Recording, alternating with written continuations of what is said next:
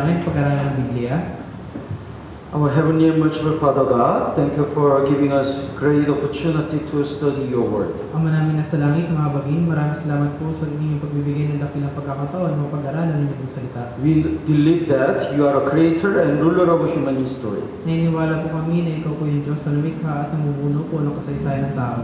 So please give us the clear evidence to be able to believe that the Bible is the truth. Kaya po kayo sa po ipibigay ang malinaw po na ebidensya kung saan ang Biblia po ay tunay na salita ng Diyos. And also please help us to understand the true salvation. At po kayo sa po, tulungan niyo po kami na manawan po namin ang tunay na kaligtasan. Today, please be with the speaker and interpreter to deliver your message clearly. Ngayong araw po, samahan niyo po ang tagapangaral at tagapagsalin na may pangaral lamang po na malinawan niyo pong salita. We commit the rest of time in your mighty hands. We pray in the name of Jesus Christ. Kami po pinagkakatiwala ito sa inyong mga pangirang kamay. Dalangin namin ito sa pangalan ni Jesus. Amen. Amen.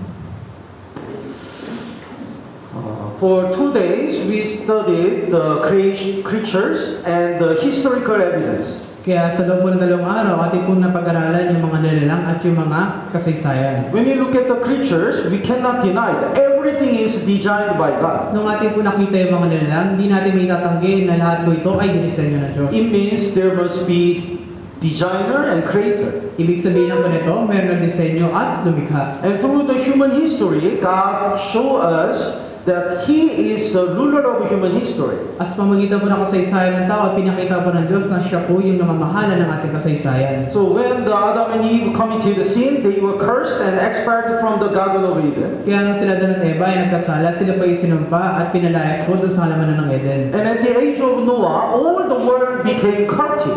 At sa panahon po ni Noe, doon po lahat po ng mga tao ay naging masama. That's why with the great flood, God judged the whole world. Kaya sa pamagitan po ng dakilang baha, ito po ay hinusgahan ng Diyos. But Noah and his family survived. Pero si Noe at yung kanyang pamilya ay nanatili. But their descendants were against God again. Pero yung kanyang mga ninuan ay laban po sa Diyos. That's why God judged the Tower of Babel and scattered the people. Kaya hinusgahan po ng Diyos si Torre ng Babel at ikinalat yung mga tao. And after that, as a witness of God, God made the Israel. At sumunod po noon, bilang saksi ng Diyos, kanya pong ginawa yung Israel. So yesterday, we checked the evidences about Exodus. Kaya kahapon po ating nakita yung ebidensya dun po sa Exodus. So the scientists already found the chariots and the mummy of the Mereneptah. Kaya yung mga scientifico kanila natagpuan yung mga karawahe at yung mami ng parao.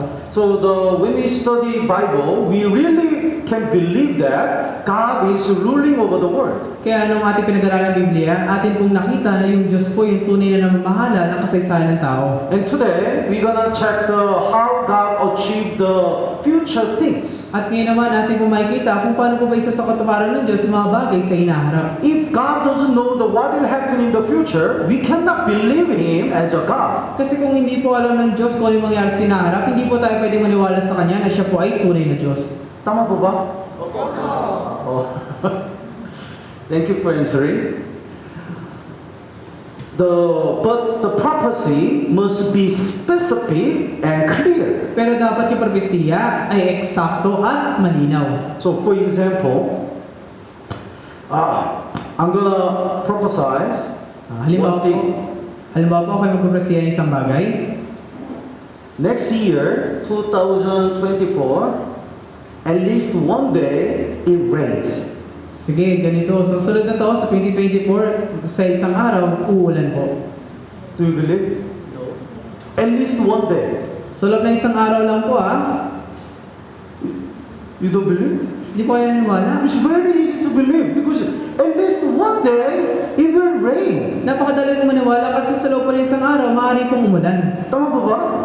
Oh, but that's why this kind of prophecy cannot be prophecy. Kaya ganitong uri ng propesiya, hindi maaari maging propesiya. Because everyone can tell that. Kasi maaari po bawat isa ay magsabi po nun. But, for example, September 3rd, it will be raining. Pero kung sasabihin ko na sa September 3 ay uulan, And only 2 to 4 p.m. rain, and Mike, John, Paul will disappear.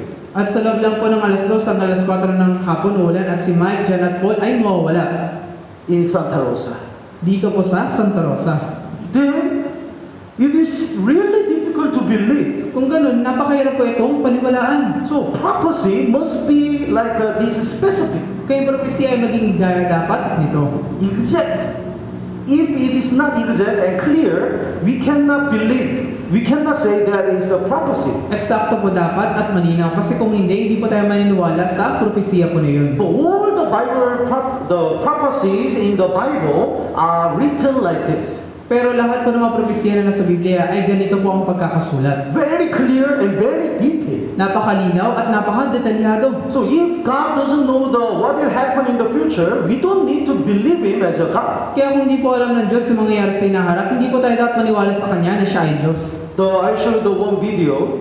Akin po papakita sa inyo isang video. The title is How to Distinguish False Prophet in 2 Seconds. Ang pamagat pa nito, paano ninyo malalaman yung bulang propeta sa loob ng 2 segundo? Look at this. Yeah.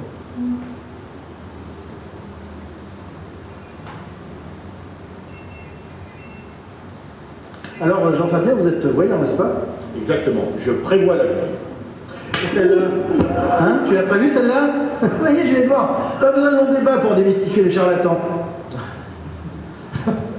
He insists he is a prophet. Kaya pinipilit niya na siya ay isang propeta. Then the anchor, the MC, slapped the hand. Kaya yung nagtatanong sa kanya, sinampal po siya. Then you didn't know that? Hindi mo yan alam ah.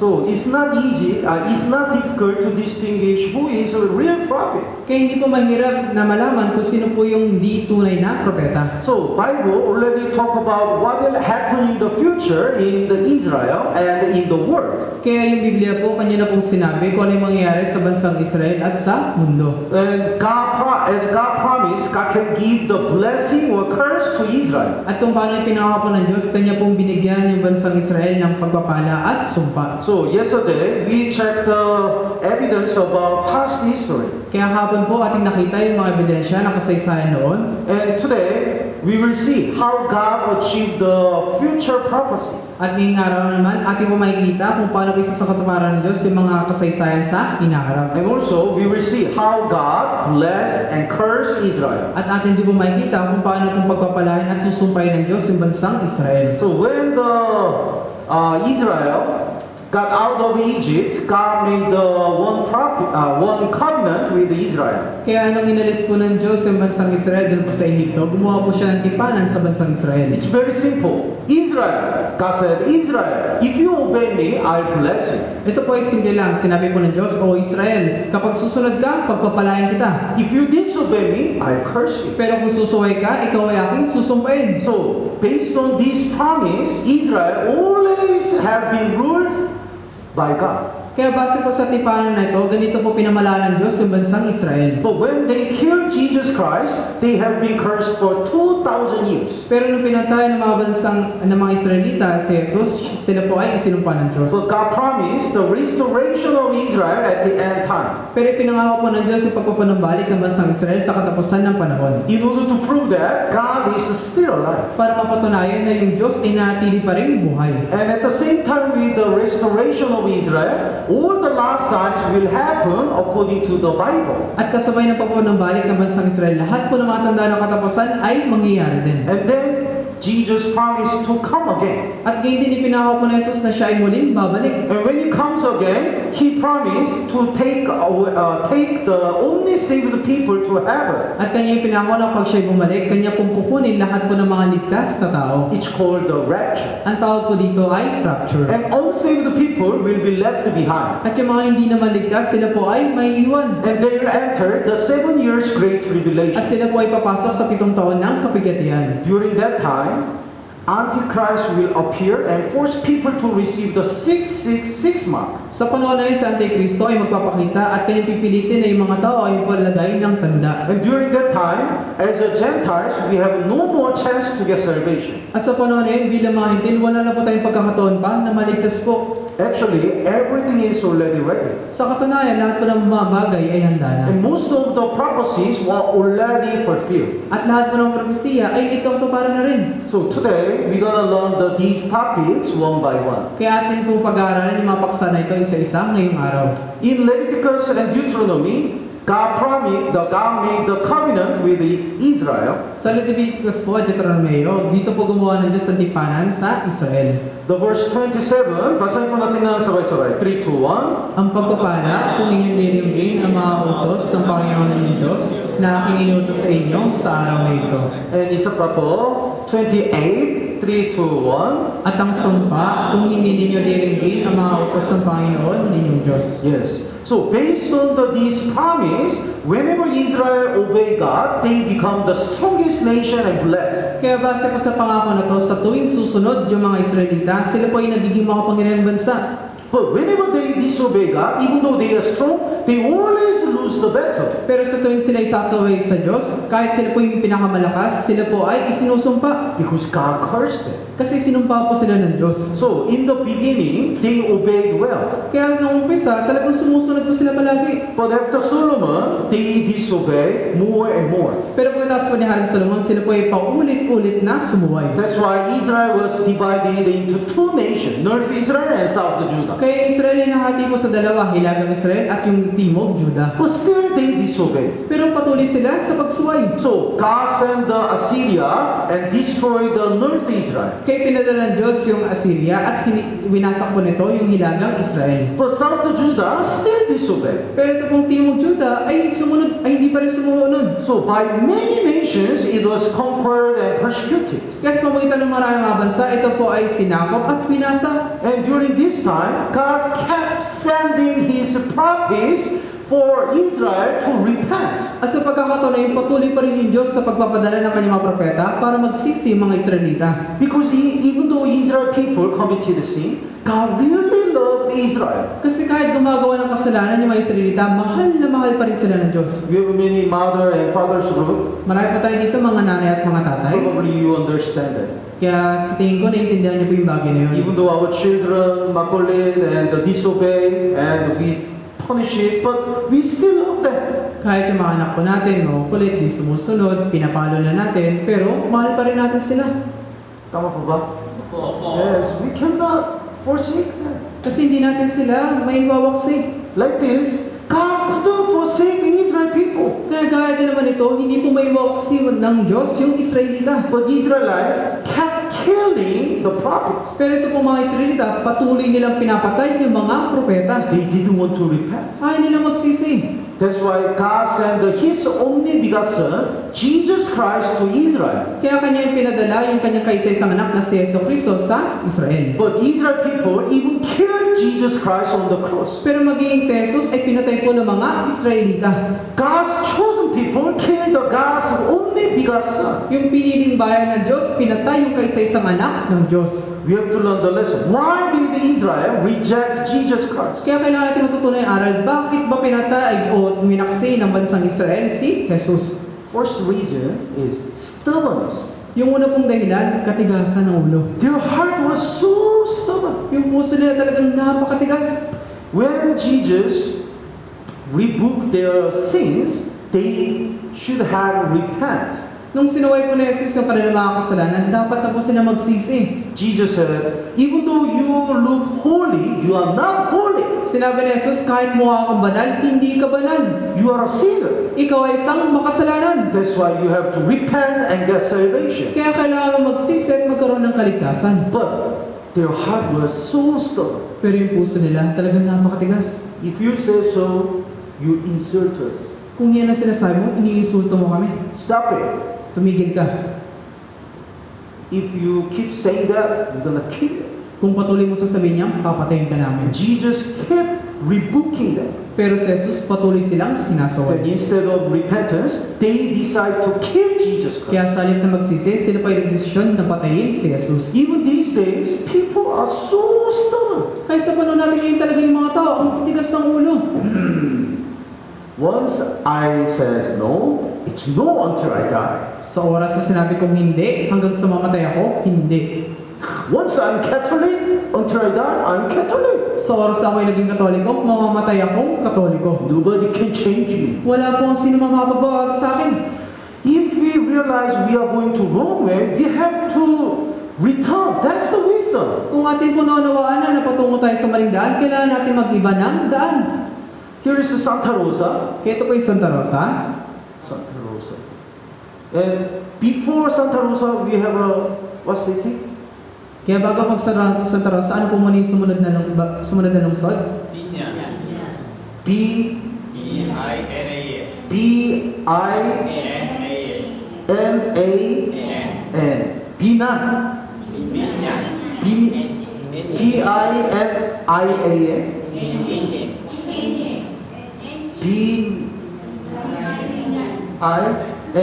N. Binyan. Yes. Binyan. Sorry. And next city? At yung sumunod po na lungsod? Huh? Kabuyaw. Kapuya? Kabuyaw. C A B U Y Oh. Kabuyao. Okay. From Santa Rosa, one man wants to go to Kabuyao. Kaya mula po sa Santa Rosa, meron po isang tao yung gustong pumunta ng Kabuyaw. So he took a bus. Kaya sumakay po siya ng bus.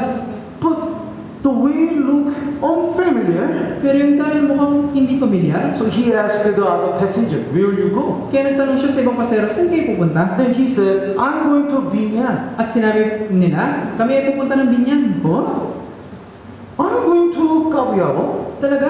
Pupunta naman ako ng Kabuyaw. So he asked all the passengers. Kaya lahat ng mga pasero ay kanyang tinanong. And one of them said, we are going to Binyan. At lahat sila nagsabi, Binyan yung aming pupuntahan. Huh? I'm going to Kabuyao. Talaga? Pupunta ako ng Kabuyaw eh. So he asked the driver, Kaya tinanong niya na yung driver, where do you go? saan po kayo pupunta? This bus is to Binyan. Ito pong bus na to ay patungo ng Binyan. But this man is so stubborn. Pero itong tao na to talagang napakatigas ang ulo. Once I go to Kabuyao, I go to Kabuyao. So oras ako pupunta ng Kabuyaw, pupunta lang ako ng Kabuyaw. So he didn't get out the bus. Kaya hindi po siya umalis ng bus. Then, where will he arrive? Kung ganun, saan po siya mapupunta? Binyan. Tama ba? Even though he strongly believed and even though he never changed his heart, he arrived Binyan. Kahit matibay yung kanyang paniniwala at hindi po siya sumusuko, Binyan pa rin yung kanyang pupuntahan. Some people believe in wrong way. May mga tao na mali yung kanilang pinaniniwalaan. So they are going to hell. Sila ay patungo na ng impyerno. And when he studied the Bible, he realized that his faith is wrong. At nung kanilang napag-aralan ng Biblia, naunawaan na yung kanilang pananampalataya ay mali. But if he is stubborn, he doesn't change the heart. Pero kung matigas yung ulo niya, hindi siya magbabago ng kanyang desisyon. If I believe I go to heaven, I go to heaven. Kung ako'y nananampalataya, pupunta ako ng langit, langit yung pupuntahan ko. Even though he believes so, eventually he will arrive the hell.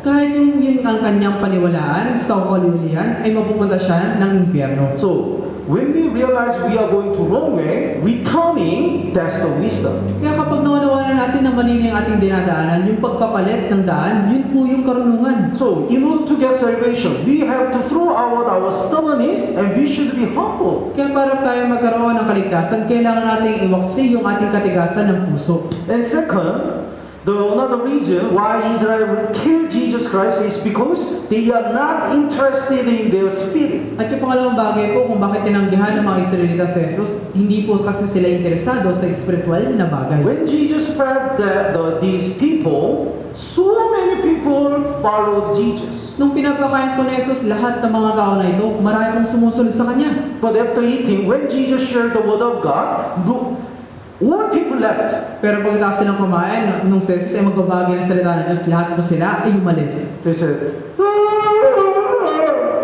"Hey, sounds boring." Nakakaantok naman dito.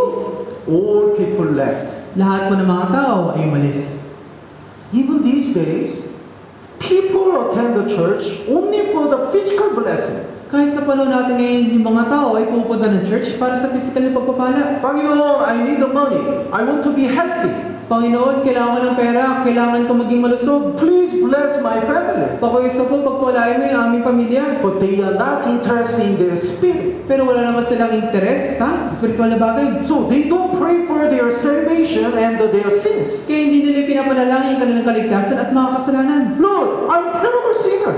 Panginoon, triple akong makasalanan. I already committed so many sins. Marami na akong nagawang kasalanan. What should I do? Anong gagawin ko? How can I be forgiven and go to heaven? Paano ako mapapatawad ng mga kapunta ng langit? Many people don't pray for their salvation. Maraming mga tao hindi nanalangin para sa kanilang kaligtasan. That's why even though the Jesus comes today, many people will reject him. Kaya kahit dumating po ngayon si Jesus, maraming tao ang tatanggi kay Jesus.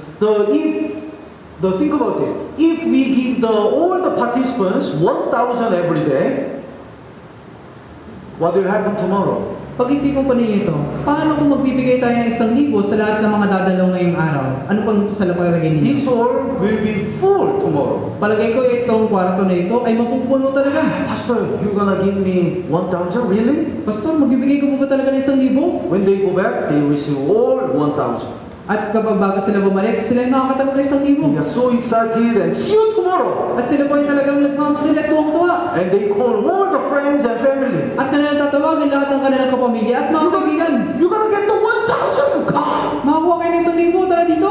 Then we have to borrow the barangay hall. Kung ganun, kailangan natin manghiram ng barangay hall. But if we don't give the 1,000 anymore, they'll not come. Pero kung hindi na tayo magbibigay ng 1,000, hindi na po sila pupunta. It means they come for the money. Ibig sabihin, pupunta sila para sa pera. But I really believe you attend this Bible seminar not for the physical blessing. Pero ako pa talaga naniniwala na pumunta kayo sa Bible seminar nito, hindi para sa physical na pagpapala. Because we don't give anything. Kasi wala naman po kami namang ibinibigay. I really believe you come here to listen to the word of God. Kaya naniniwala po ako na pumunta po kayo dito para makinig ng salita ng Diyos. Tama po ba? Opo. Yes. So, because of these reasons, Israel people rejected Jesus Christ. Kaya dahil sa mga dahilan na ito, tinanggihan po ng mga Israelita si Jesus. So they brought Jesus Christ to the governor of Rome. Kanilang dinala po si Jesus doon sa gobyerno ng Roma. And his name is Pilato. At ang kanyang pangalan ay Pilato. And Israelites kept insisting, let him be crucified. At ipinipilit ng mga Israelita na ipawa siya sa krus. So Pilato said, I'm innocent of the blood of this just person, you see to it. Kaya nga sinabi ni Pilato, wala akong kasalanan sa dugo ng taong ito, kayo na ang bahala dyan. Then Israel people says, his blood be on us and on our children. Kaya sinabi ni mga Israelita, pananagutan namin at ng aming mga anak ang kanyang dugo. Actually, exactly based on this verse, these all people who said this word were cursed. Sa katunayan, lahat po ng mga tao na nagsalita sa bersikulo nito, sila po talaga ay isinumpa. Nami, those who said this word were killed in AD 70. Yung mga nagsalita ng salita na ito, sila po isinumpa ng AD 70. And they said, if we don't pay the price of the blood of Jesus Christ, our descendants, our children will pay that. At sinabi nila, kung hindi kami makakapagbayad, yung aming mga kapopuan, sila yung magbabayad.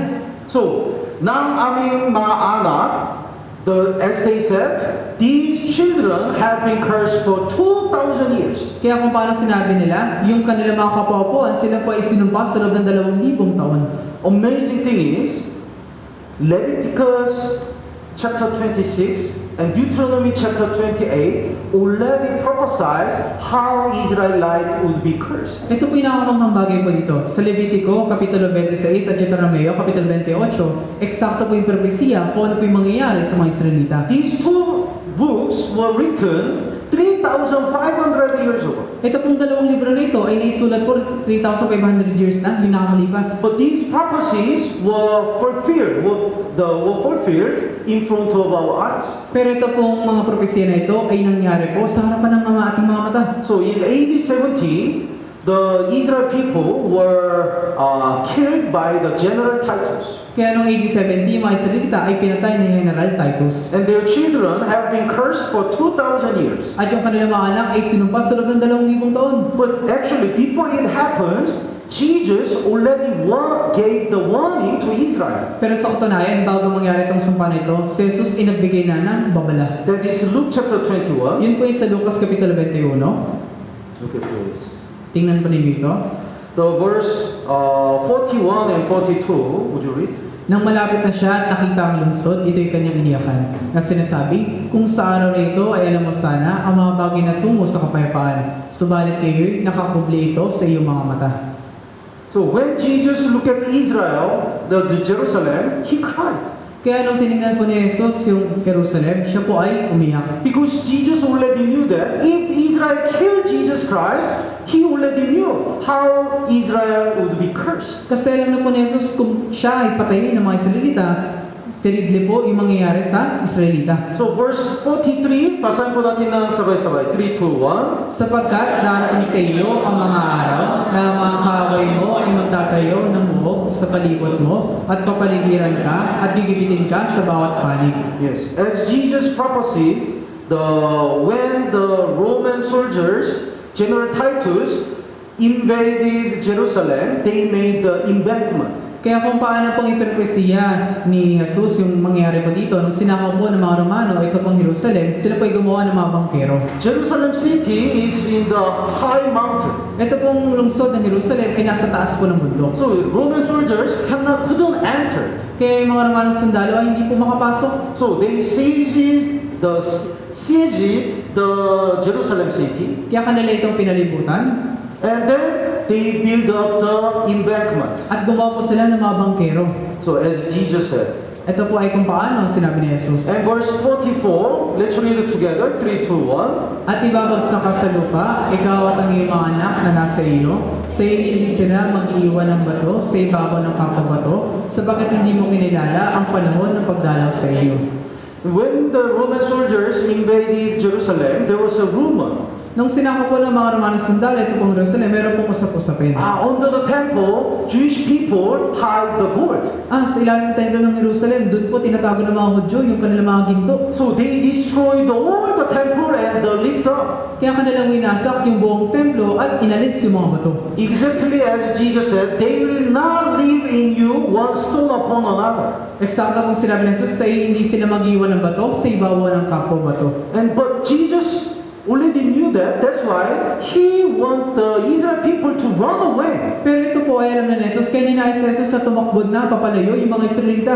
The verse 20, basahin po natin ng sabay-sabay. 3, 2, 1. Subalit, kapag nakita ninyong pinaliligiran ng mga kubo ang Jerusalem, alamin nga ninyo na ang kanyang pagkawasak ay malapit na. As Jesus said, in AD 66, the General Vespasian attacked Jerusalem. Kaya eksakto pong sinabi ni Jesus, noong AD 66, si General Vespasian ay sinakop po itong At Jerusalem. that time, the Jerusalem was surrounded by enemies. Sa panahon na yun, yung Jerusalem po ay napapalibutan na ng mga kaaway. But at that time, Emperor Nero died. Pero sa panahon na yun, yung Emperador Nero ay namatay. That's why the General Vespasian went back to Rome. Kaya si General Vespasian ay bumalik po sa Roma. So Jesus said, when you see the Jerusalem surrounded by armies, then you have to know its desolation is near. Kaya nga sinabi ni Jesus, kapag nakita ninyong pinaliligiran ng mga buong Jerusalem, alamin nga ninyo na ang kanyang pagkawasak ay malapit na. And Jesus said,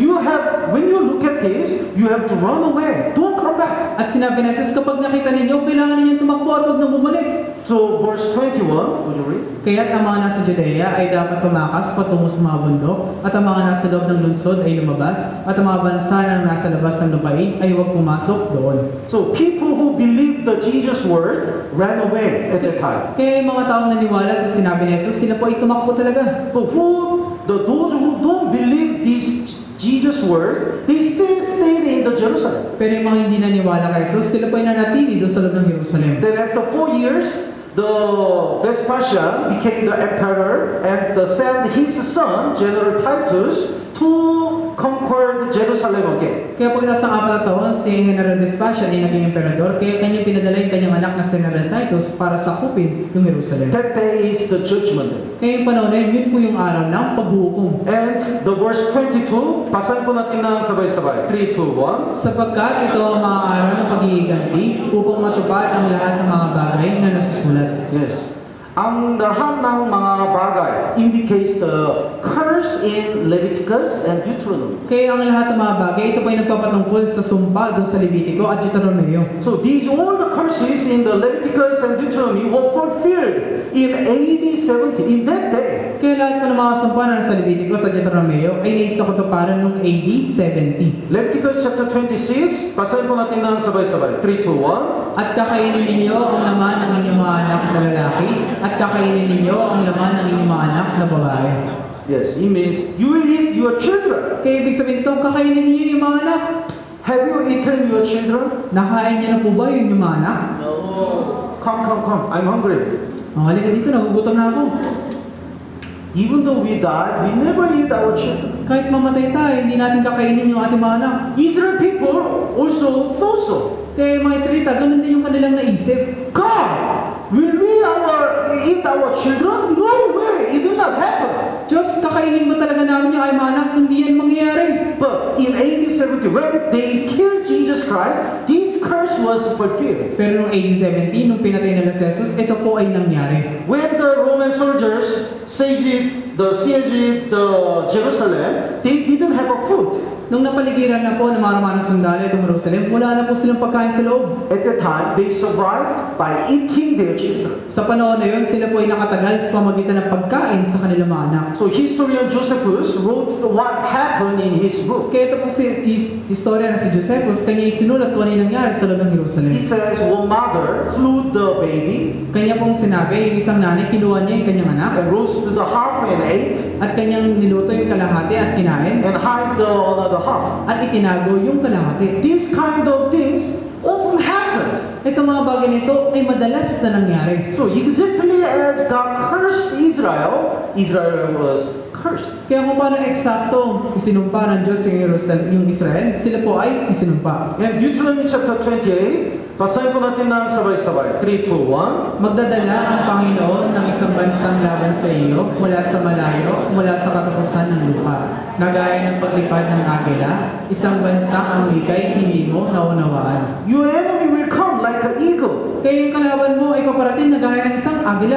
The symbol of Rome is eagle. Yung simbolo po ng Roma ay agila. And you will not know their language. At hindi mo malalaman yung kanilang wika. Israel and other countries around Israel use the Aram language. Yung mga bansa po na nakapaligid sa bansang Israel, ang ginagamit po nilang lengguwahe ay Arabo. But Rome used the Greek language. Pero yung mga Romano, ang gamit nila ay Griego. So exactly Deuteronomy chapter 20 says, the nation you don't know the language will come. Kaya eksakto po isinulat sa Deuteronomio Kapitulo 28, yung kanilang mga kalaban ay hindi po nila maunawaan yung kanilang wika. So when the Roman soldiers entered Jerusalem, not many babies there Kaya nung pumasok po yung mga Romanong sundalo doon po sa Jerusalem, wala na pong halos sanggol.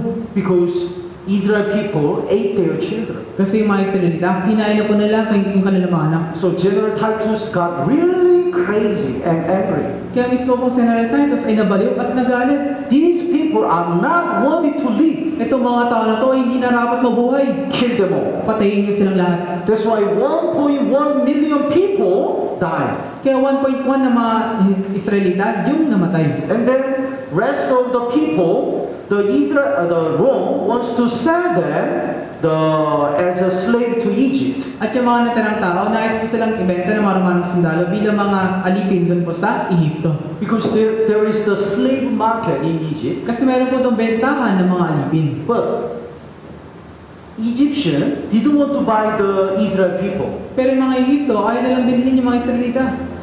Because Israel people were famous as a person who disobey other people. Kasi ito po mga Israelita ay tanyag sa pagiging matigas sa ulo. So at that time, the Rome sold the Israel people like buy one, take one. Kaya nung panahon na yun, yung mga Romanong sundalo, ibinibenta nila yung mga Hudyo sa pamagitan ng buy one, take one. If you buy the one slave, we will give one more.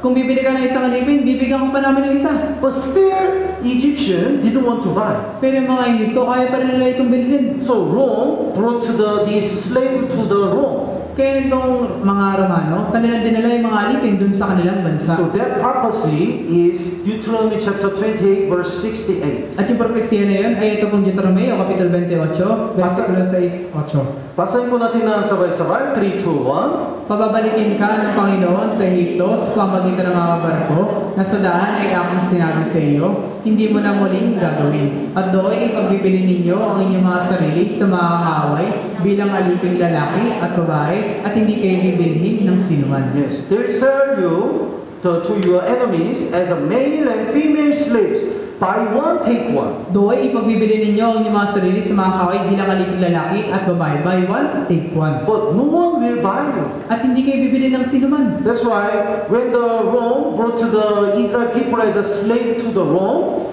the Israel people built up the Colosseum. Kaya nang dinala ng mga Romano yung mga Hudyo bilang mga alipin, sila po yung nagtayo nito. So in AD 70, the Nami, those who said that word, were killed. Kaya noong 1870, yung mga nagsalita ng namin, sila po yung pinatay. And aming mga anak, their descendants will have been cursed for 2,000 years. At yung kanilang mga apo-apuhan, sila po ay sinumpa sa loob ng 2,000 taon. It's already prophesied in Leviticus chapter 26. Ito rin ay nipropesya doon po sa Leviticus Kapitulo 26. Did you read?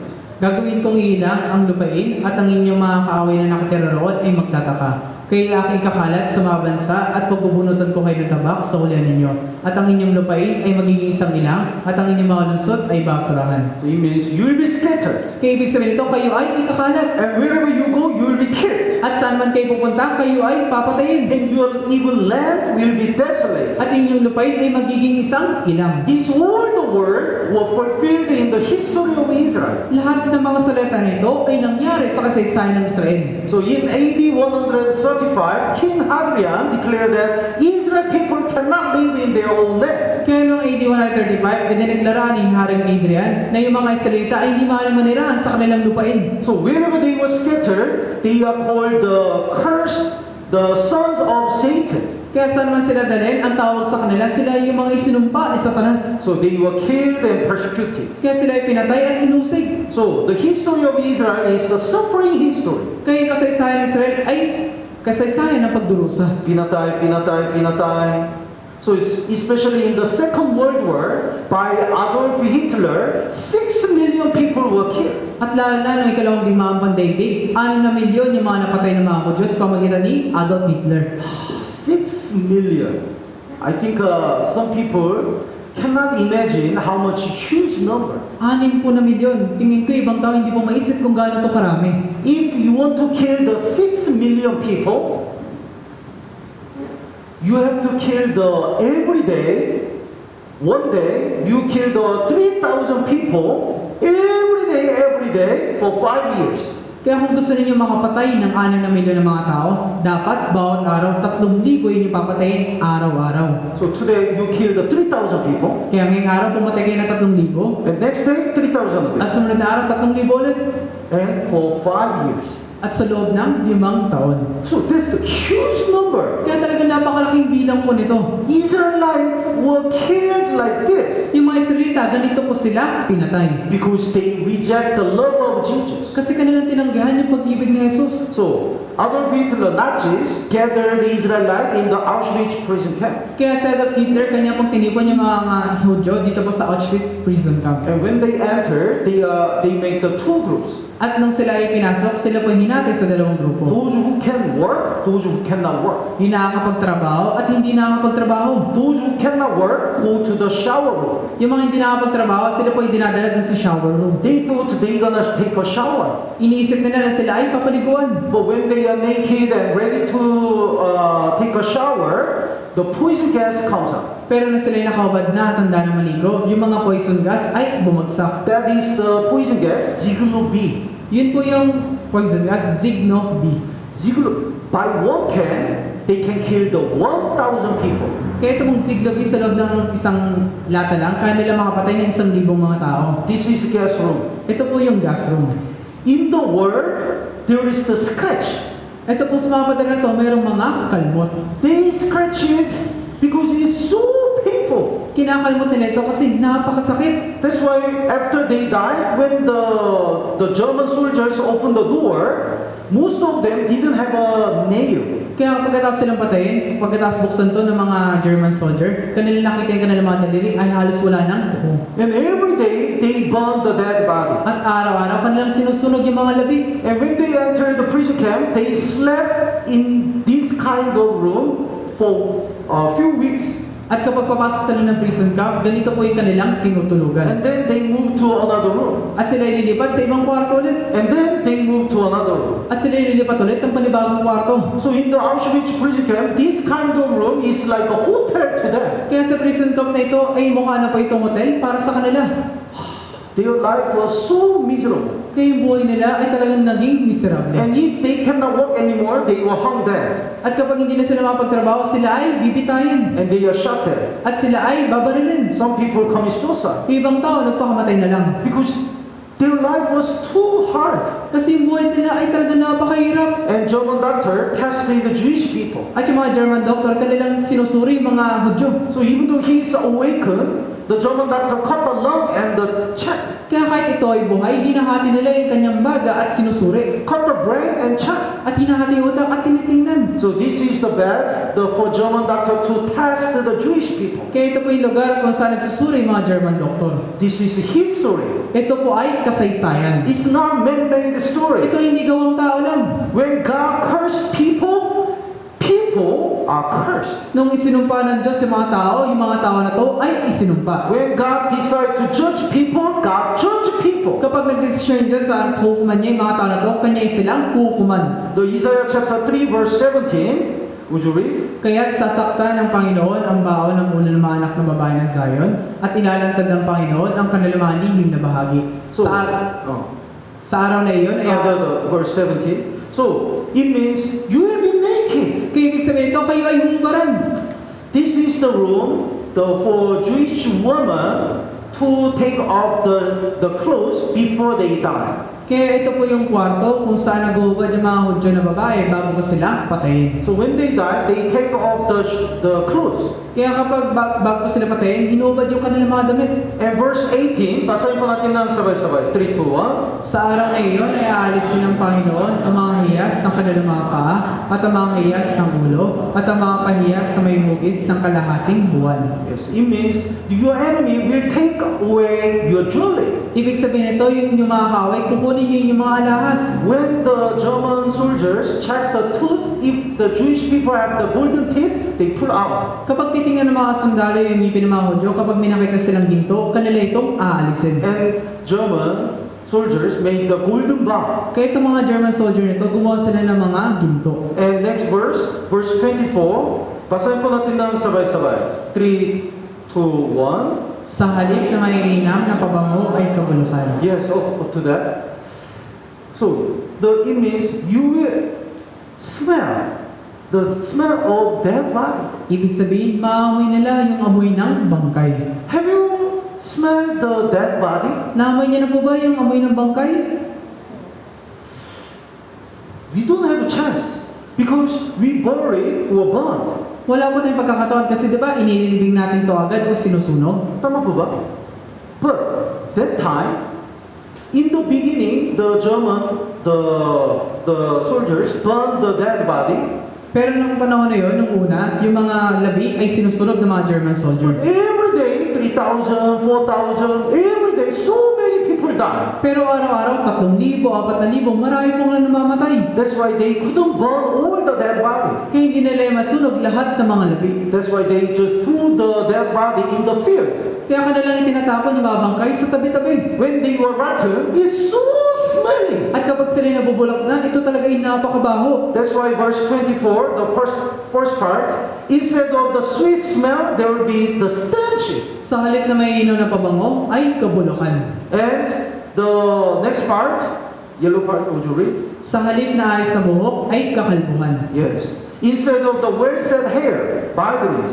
Kaya ibig sabihin sa halip na ayos sa buhok, sila ay kakalbuhan. The German soldiers, cut the hair of the Israel people. Yung mga German soldier, kanila pong ginugupit yung mga buhok ng mga Hudyo. So they used that hair to make the submarine. Kaya gamit yung mga buhok na yun, gumagawa po sila ng submarine. And this carpet is made by the hair. At itong carpet na ito ay gawa sa buhok. So these all the purposes were fulfilled in the history. Kaya lahat ng mga propesya na ito ay naisakatuparan sa kanilang kasaysayan. The verse 67, basahin po natin ng sabay-sabay. 3, 2, 1. Sa kinamagahan ay iyong sasabihin, sana'y gumabi na. At sa kanagabihan ay iyong sasabihin, sana'y magumaga na. Dahil sa takot ng iyong puso na iyong ikatatakot, at dahil sa tanawing makikita ng iyong paningin. In the morning, you shall say, oh, it was evening. Sa kinamagahan ay iyong sasabihin, sana'y gumabi na. Because they cannot guarantee their life. Kasi wala silang garantiya sa kanilang buhay. This is the schedule in the prison camp. Ito yung kanilang oras doon po sa prison camp. They didn't have the breakfast and dinner. Wala silang agahan at hapunan. 4 a.m. they woke up. Alas 4 ng umaga sila gigising. And almost 12 hours they have to do the forced labor. At sa laman 12 oras, kailangan nila magtrabaho ng sapilitan. And they have only this simple lunch. At ito lang yung kanilang pananghalian. That's why in the morning they said, I wish it were evening. Kaya sa umaga kanila sasabihin, sana'y gumabi na. But in the evening, they are so cold and hungry. Pero sa gabi naman, sila'y lamig na lamig at nagugutom. So they said, oh, it was morning. Kaya kanila sasabihin, sana'y mag-umaga na. And the Bible says, because of the fear which terrified your heart, and because of the sight which your eyes see. At sinabi ng Biblia, dahil sa takot ng iyong puso na iyong itatakot, at dahil sa tanawing makikita ng iyong paningin. So they couldn't guarantee their even one single day. Kaya hindi nila magarantiya kahit isang araw sa kanilang buhay. Exactly as God cursed Israel, Israel have been cursed. Eksakto pong isinumpa ng Diyos sa Israel, yung mga Israelita ay isinumpa. This is the shoes. Ito yung kanilang mga sapatos, This is the glasses. yung kanilang mga salamin, And they were killed like this. at sila ay napatay gaya nito.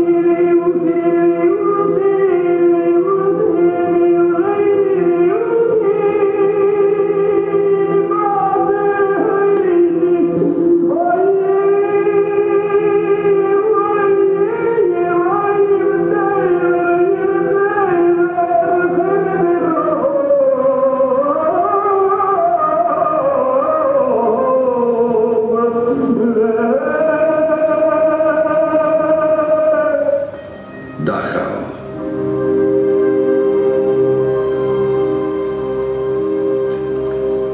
Sachsenhausen.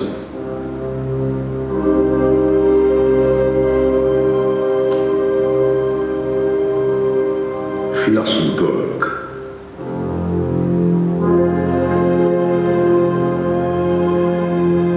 Bergen-Belsen.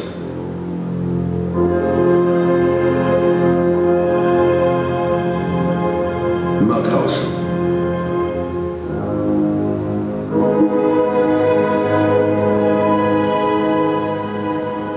Ravensbrück.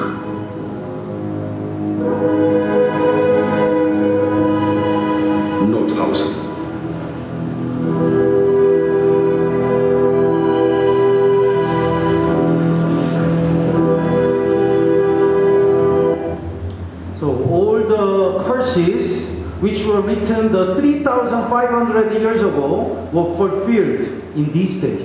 Kaya lahat po ng mga sumpa na naisulat sa loob ng 3,500 taon ay nais sa katuparan sa panahon natin ngayon. And we have to learn the very important lesson from the history of Israel. At kailangan natin matutunan yung mga halagang aral sa kasaysayan ng Israel. The first one is, whenever people commit a sin, God always judges sinners. Yung unang bagay po, sa tuwing magkakasala yung tao, sila po ay hahatulan ng Diyos. Garden of Eden, Noah's flood, Tower of Babel, and history of Israel, whenever people commit a sin, God always judges sinners. Sa Halaman ng Eden, sa panahon ni Noe, sa Torah ng Babel, at sa kasaysayan ng Israel, sa tuwing sila ay magkakasala, sila po ay hinahatulan ng Diyos. That's why when we stand before God with our sins, we will be judged and go to heaven. Kaya kapag tayo rin tumayo sa Diyos sa may kasalanan, tayo ay hinahatulan at mapupunta ng impyerno. Pastor, I don't have many sins.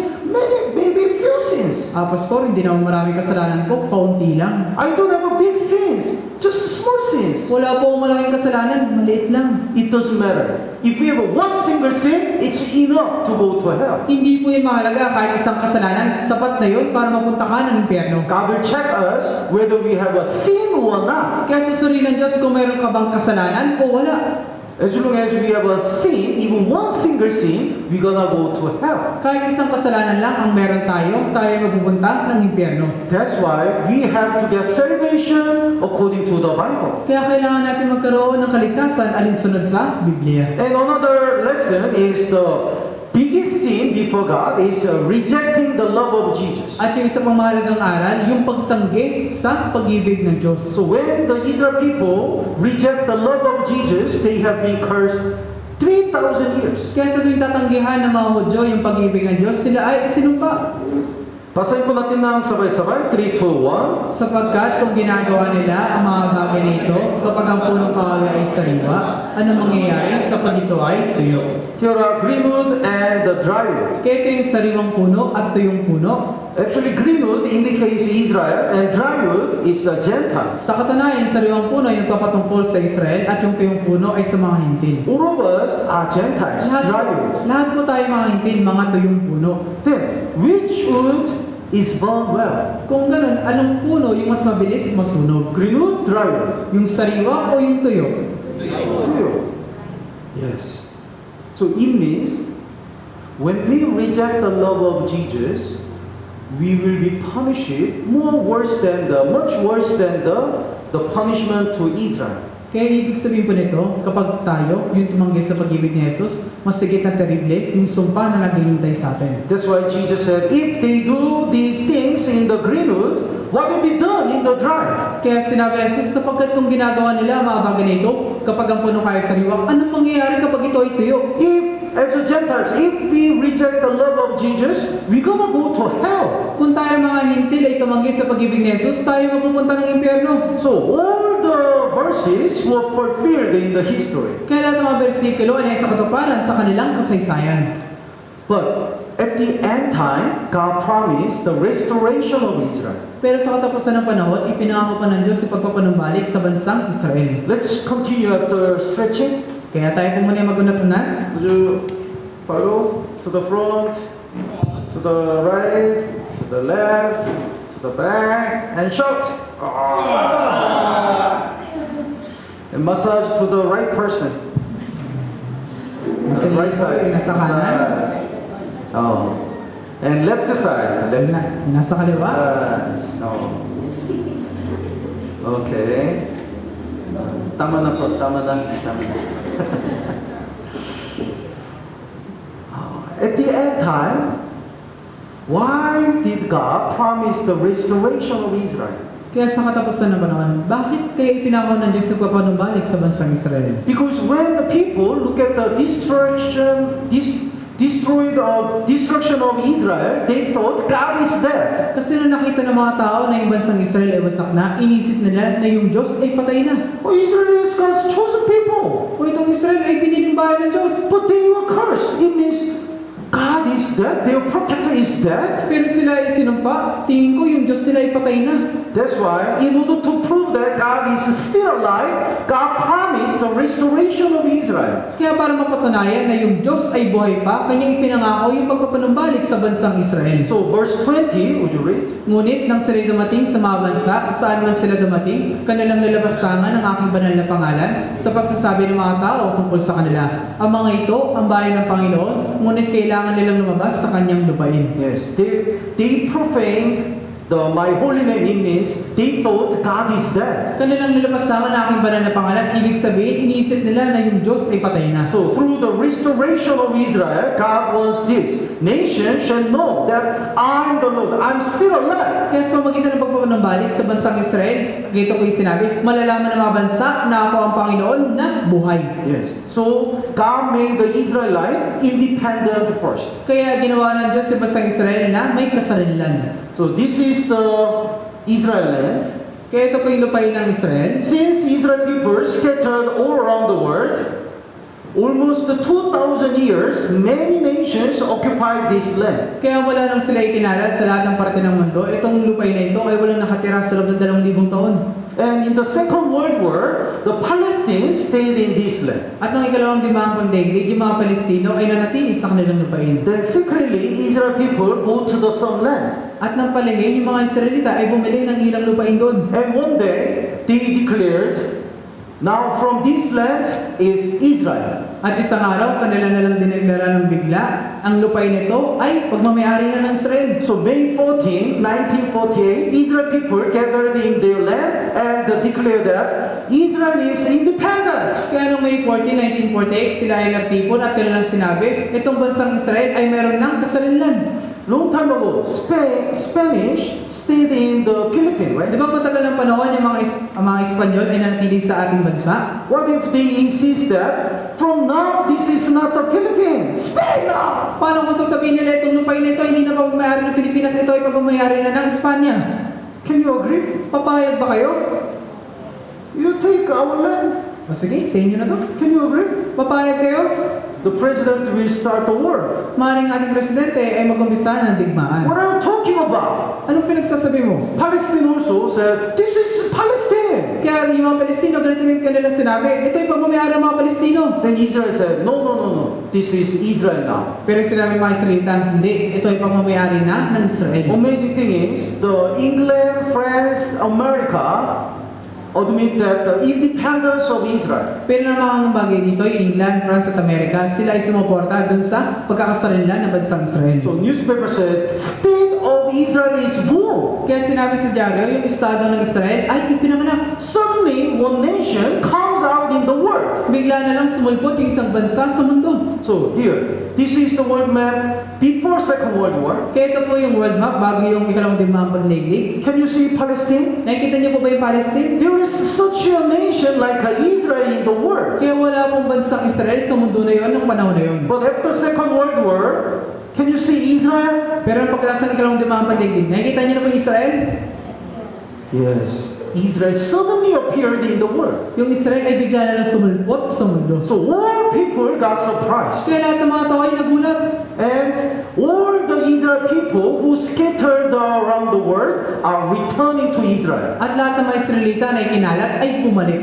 God already promised, I gathered all my people to their own land. Ipinangako ng Diyos na kanyang titipunin lahat ng kanyang mga tao sa kanyang lupain. So from Russia, Asia, Europe, all the Israel people are returning. Kaya mula sa Russia, Asia, Europe, lahat ng mga Israelita ay pinanumbalik sa kanilang lupain. When I stayed in India, I heard that there is the village of Israel people, Jewish people. Kaya nung ako po'y nanatili sa India, narinig ko po na meron isang bayan po doon ng mga Hudyo. But I heard that suddenly one day they secretly all of them returned to Israel. Pero narinig ko po, isang araw, palihim, sila ay bumalik na sa kanilang lupain. And this is the Jewish people in Manila. At ito naman po yung mga Hudyo sa Maynila. They already went back. Sila rin po ay bumalik na. So these days, the population of Israel is getting increased. Kaya sa panahon natin ngayon, yung populasyon ng Israelita ay pataas ng pataas. The receiving the Korea visa is very difficult. Yung pagkakaroon ng Korean visa ay talagang mahirap. Do you know? Alam niyo po ba yun? Alam niyo po ba? More difficult visa to get is America visa. Pero yung mas mahirap pa na pagkuha ng visa ay yung sa Amerika. But more difficult visa is Israel visa. Pero yung pinakamahirap, yung visa ng Israel. But the amazing thing is, when the Israel people arrive in the airport they stamp the visa. Pero yung mga bagay dito, sa loob na nasa airport na yung mga Hudyo na ito, kanilang tinatakan na yung kanilang visa ng Israel. Welcome to Israel. Welcome kayo sa Israel. That's why all the Israel people wish to return. Kaya lahat ng mga Israelita ay bumabalik. And Israel government support all the things. At yung gobyerno ng Israel, sinusuportahan sila sa lahat ng pangangailangan nila. And these days, Israel becomes strong nation. At sa panahon natin ngayon, yung bansang Israel ay naging napakalakas na bansa. Basahin po natin ng sabay-sabay, 3, 2, 1. Ang pinakamaliit ay magiging isang angkan at ang pinakakaunti ay magiging isang makapangyarihang bansa. Ako ang Panginoon, ito ay mabilis kong gagawin sa kapanungan nito. A little one shall become 1,000. Ang pinakakaunti ay magiging isang makapangyarihang bansa. What if I fight alone against all of you? Paano lang kung ako'y makikipaglaban laban sa inyong lahat? I'm gonna die. Tingin ko mamamatay ako. Because we have many muscular men. Kasi marami tayo dito mga maskuladong lalaki. Gonna hit me. Talaga masusuntok ako. But what if the main Pacquiao fight for me? Pero paano lang kung si Manny Pacquiao yung makikipaglaban para sa I'm akin? gonna hide behind it. You fight. Magtatago lang ako sa likuran niya, sasabihin ko, ikaw na yung makipaglaban. Then maybe I can win. At maaaring ako yung manalo. So what if who can win the Israel if God fight for Israel? Kaya sinong mananalo laban sa Israel kung yung Diyos yung nakikipaglaban sa So Israel? God says, a small one, a strong nation. Kaya sinabi mo dito, ang pinakaunti ay magiging isang makapangyarihang bansa. So since the Israel declared independence, whenever they fought, always Israel won. Kaya muna dineklara ng Israel yung kanilang pagkakasarinlan, sa lahat ng digmaan sila ay palaging nananalo. So the green part is the land of Palestine, Kaya yung berde na parte, ito po ay lupain ng Palestine. and the blue part is the land of Israel. At yung asol naman, ito ay lupain ng Israel. So whenever they fought, Israel conquered more land. Kaya sa tuwing sila nakikipaglaban, sila ay mas sigit na nakakasakop ng lupain. Actually, Palestine is the Muslim country. Sa katunayan, ito pong bansang Palestine ay isang Muslim na bansa. These all red countries are Muslim countries. Lahat ng mga pulang bansa na ito ay mga Muslim. So they supported Palestine. Kaya kanilang sinusuportahan yung Palestine. Where is Israel? Nasaan yung Israel? Yes. This tiny yellow part is Israel. Itong napakaliit lang na dilaw na parte, yan po yung Israel. How can they win? Paano sila mananalo? But they never lose the battle, even one single battle, Pero kailanman, kahit isa, hindi sila natalo. because of God. Kasi dahil po ito sa Diyos. So, you're a big wrestler and small boy. Kaya nandito yung malaking wrestler at maliit na bata. In common sense, the big wrestler will win. Sa normal na pag-iisip, yung malaking wrestler yung mananalo. But what if the small boy win? Pero paano lang kung yung maliit na bata yung nanalo?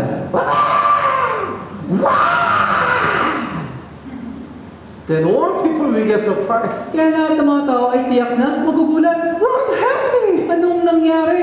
There must be something special power in this boy. Tingin ko mayroong special na kakayahan itong bata na ito. So when the world look at the independence of Israel, all people got shocked Kaya nung nakita ng mundo yung pagkakaroon ng kasarinlan ng bansang Israel, lahat ng mga tao ay nagulat. because the Israel, like a small boy, win the Goliath, all the nations. Kasi yung Israel na gaya ng isang maliit na bata ay nanalo laban sa Goliath. And God also promised even the recovery of the land. At ngayon din ipinangako ng Diyos yung papanumbalik ng kanilang lupain. This is so amazing. Ito po talaga yung nakakamangha. While Israel people were scattered, the land became deserted. Habang yung mga Israelita ay nakakalat, yung kanilang lupain ay naging ilang. Once land become desert, it can never recover. Sa loob na yung lupa ay naging ilang, kailanman ay hindi na ito manunumbalik. But God made something impossible possible. Pero ginawa ng Diyos yung bagay imposible na posible. So Ezekiel chapter 36 verse 34, would you read? Ang lupain na naging sira ay mabubungkal sa halip na sira sa paningin ng lahat ng nagdaraan. Yes. So Israel land was like this. Kaya yung lupain ng Israel ay gaya po nito. But after independence, Israel cultivate take the land because they really believe the promise of God. Pero pagkatapos ng kanilang pagkakasarinlan, yung mga Israelita ay naguhay kasi niwala sila sa pangako po ng Diyos. But always the problem was water. Pero yung pinaka-problema nila ay yung tubig. Because in the land of Israel, they don't have the enough water. Kasi sa lupain ng Israel, wala po silang sapat na tubig. So, from Galilee Lake, they connect all the water pipe all around the land. Kaya wala po doon sa lawa ng Galilea. Lahat po ng tubo ng tubig kanilang pinagdugtong-dugtong. And when they plant one plant, they connect the one pipe.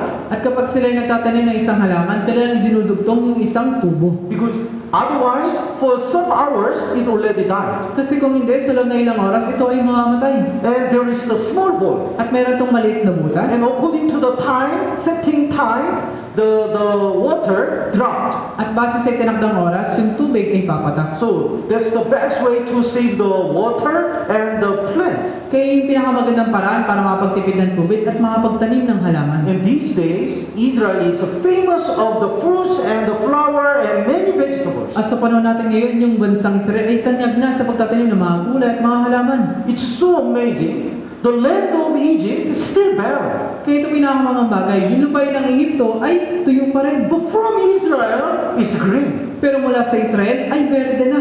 Egyptian also tried to plant and connect the water pipe. Yung mga Ehipto, sumubok na sila magtanim at ipagdugtong yung mga tubo. But land is not recovered. Pero yung kanilang lupain ay hindi na nanumbalik. But imagine from the land of Israel, land is recovered and plants grew up so well. Pero nakamang bagay po dito, mula sa lupain ng Israel, lahat ng lupain nila ay nanumbalik at yung kanilang mga pananim ay tumubo. So, basahin po natin ng sabay-sabay. 3, 2, 1. Kung magkagayoy, malalaman ng mga bansa na nalabi sa palibot ninyo na akong Panginoon ay nagtayo ng mga buhong dako at tinamnan ko ang dakong sira. Akong Panginoon ang nagsalita at aking gagawin. I, the Lord, have spoken it and I will do it.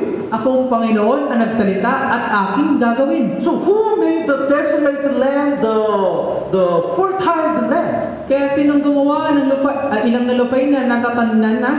Israel people or Panginoon? Yung mga Israelita ba o yung Panginoon? Panginoon. Even though the Israel people did it, who gave this wisdom and who recovered this land? Yung Panginoon po yung gumawa nito. Kahit yung mga Israelita yung gumawa, pero sino ba yung nagbigay ng karunungan at ideya nito sa mga Israelita? God says, I will do it. Sinabi ng Diyos, ako ang gagawa. And this verse is so amazing. Basahin po natin ng sabay-sabay. 3, 2, 1. Sinong nakarinig ng ganyang bagay? Sinong nakakita ng ganyang mga bagay? Ipapanganak ba ang lupain sa isang araw? Ilalabas ba sa isang sandali ang isang bansa? Sapagkat sa pasimula pa lamang ng pagdaragdag ng Zion, ay sinilang niya ang kanyang mga anak. Yes. Have you seen that the one nation is born in one single day? Kaya nakita na ba kayo nun na yung isang bansa ay pinanganak na lang sa loob ng isang araw? How many days do you need to make the dog's house? Kaya ilang araw yung kailangan ninyo para magtayo ng bahay ng aso? Dog house. How many days? Ilang araw po? Maybe 3 days? 2 days? Maaaring 3 araw, 2 araw. Then how many days do we need to build up your house? Ilang araw naman yung kailangan ninyo para magtayo ng bahay ninyo? How many days do you need to build up this building? Ilang araw naman yung kailangan ninyo para itayo itong gusali na ito? And how many years do we need to build up the one city? At ilang taon naman yung kailangan po natin para buuin yung isang lungsod? Then how can we make the one nation in one single day? Kung ganun, paano natin magagawa yung isang bansa sa loob ng isang araw? It's impossible. Ito po ay imposible. But God made the one nation in one single day, Israel. Pero ginawa ng Diyos yung isang bansa sa loob ng isang araw. That's why without God, nobody can explain the restoration of Israel. Kaya nga kung wala yung Diyos, hindi natin may papaliwanag yung papanumbalik ng bansang Israel.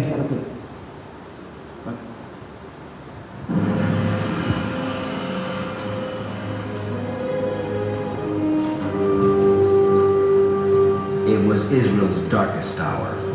The armies of Rome invaded Israel and its cities were pillaged. Jerusalem was sacked and burned. The great temple of God lay in a heap of rubble. It was the end of the promised land. The people of the promise settled among the nations, adding to the art and science and culture of the places they went. The promised land, a story they told their children of a time long ago, of a dream long since ended. They were part of other nations now, but there was no place they could call home. And in each generation, there were those who rejected them, persecuted them, refused to let them live in peace. Some tried to annihilate them altogether. And so the dream was rekindled to return to the land of their fathers, to their ancient homeland, Israel.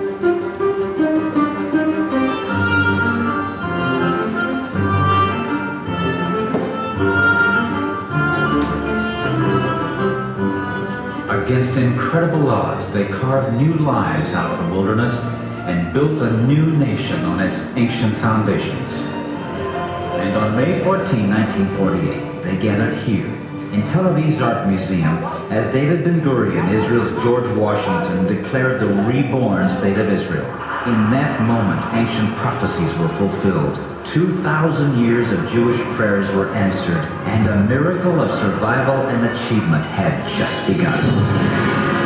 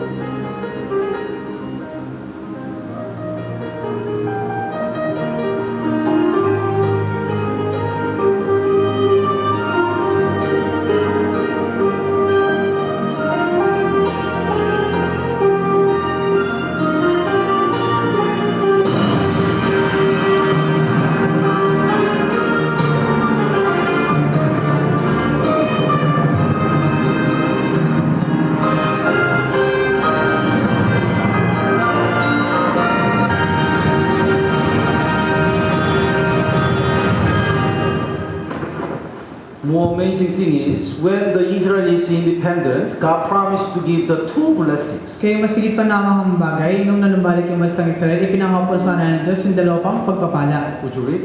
Kung magkagayon, ikaw ay makakita at maliliwanagan, at ang iyong puso ay manginginig sa tuwa at magkagalak, sapagkat ang kasaganan ng dagat ay dadalhin sa iyo, ang kayaman ng mga bansa ay darating sa iyo. So God promised to give the abundance of the sea. Kaya pinangako ng Diyos yung kasaganahan ng dagat. It means because of the sea, Israel people will become the so rich. Ibig sabihin sa magitan ng dagat, yung bansang Israel ay yayaman. These days, Israel found the massive oil and the natural gas in the Dead Sea. Sa panahon natin ngayon sa kanilang dagat, kanila natagpuan yung maraming bilang ng langis at iba pang mga minerals. So they made a lot of money. Kaya gumawa sila ng napakaraming pera. Then in the Israel, there is the Dead Sea. At sa Israel, nandun din po yung Dead Sea. Dead Sea is the lowest sea in the world. Ito pong Dead Sea, ito po yung pinakamababang dagat sa lahat po ng dagat. So Galilee Lake and Jordan River and Dead Sea. Kaya mula po sa lawa ng Galilea, sa ilog Jordan, sumunod po yung Dead Sea. So it's very low. That's why the water goes in but never go out. Kaya dahil ito po ay napakababa, pumapasok ang yung tubig, pero yung tubig ay hindi na po lumalabas. So thousands of years, the salt is saved. Kaya pagkatapos ng libong taon, lahat ng mga asin ay natipon. So body automatically float Kaya yung mga katawan ay bigla na lang lumulutang. because a lot of salt in the water. Kasi napakarami pong asin sa tubig nito. That's why the fish cannot live there. Kaya maging isa hindi po kaya mabuhay dito. One man wanted to commit suicide. Kaya may isang tao na nais So magpakamatay. he went to the Dead Sea. Kaya pumunta po siya na ng Dead Sea. I'm gonna die! Gusto ko na pumatay.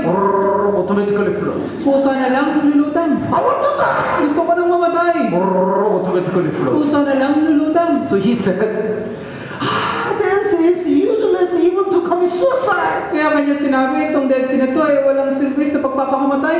So people call the literally Dead Sea. Kaya yung mga tao, literal na tinawag nila ito na patay na dagat. But after independence, Israel people checked the water of Dead Sea. Pero pagkatapos sa pagkakasarili ng bansang Israel, kanilang sinuri ito pong Dead Sea. They got so amazed At talagang sila ay namangha. because in that water there are a lot of natural minerals and resources. Kasi sa tubig noon, napakaraming mga natural mineral at resources. So they make the factory by the Dead Sea Kaya gumawa sila ng factory malapit po doon sa Dead Sea. and they extract the many natural resources and make a lot of money. At kanilang inaalis yung mga natural resources at sila ay gumagawa ng maraming pera. And they make so many products. At gumagawa po sila ng maraming produkto. This is the Dead Sea At product. lahat po ito ay mga produkto ng Dead Sea. You know SNR? Alam niyo po ba yung SNR? SNR? Oh, SNR, my wife bought that lotion. Kaya sa SNR po, yung aking asawang babae, bumili ng lotion doon. Then I got surprised. It is made with by Dead Sea minerals. At ako ay nagulat kasi ito po ay gawa sa Dead Sea Minerals. So I said, kaya pala. Your skin is good. Kaya pala yung balat mo ay talagang maganda. And this is the shampoo which is made by the Dead Sea collection. At ito namang shampoo na to ay gawa sa Dead Sea. So today, I shampoo with that shampoo. Kaya ngayong araw ako ay naligo gamit itong mga shampoo na yan. Does it look good? Maayos mo ba? It's very good. Ayos po ito.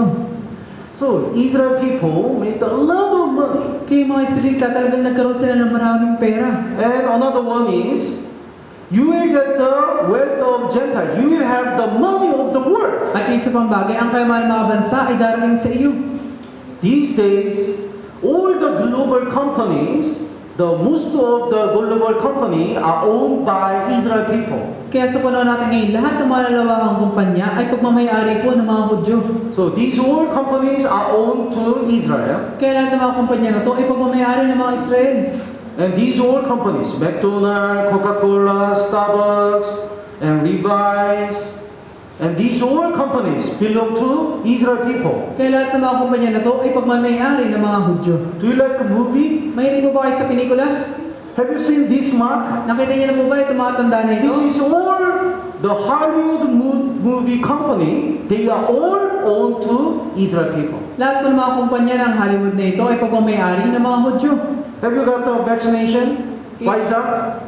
The Pfizer CEO, Albert, is Jewish person, Israel person. Yung CEO po ng Pfizer, si Albert, ay isa rin pong Hudyo. And these days, people really like the Netflix. At kaya din sa panahon natin ngayon, mga tao, mahilig talaga sa Netflix. The founder of Netflix, Mark Randolph, is the Israel person. Yung founder nito na si Mark Randolph ay isa rin Hudyo. And Steve Jobs, the former CEO of Apple company, Kaya si Steve Jobs, yung dating may-ari po ng Apple Company, is Israel person. siya rin po ay isang Israelita. And everyone knows Facebook, right? At lahat po ng tao, tingin ko, alam ito yung The Facebook. owner of Facebook, Mark Zuckerberg, is Jewish person, Israel person. Si Mark Zuckerberg po ay isa rin pong Hudyo. And most amazing things, there are many examples, but most amazing thing is this.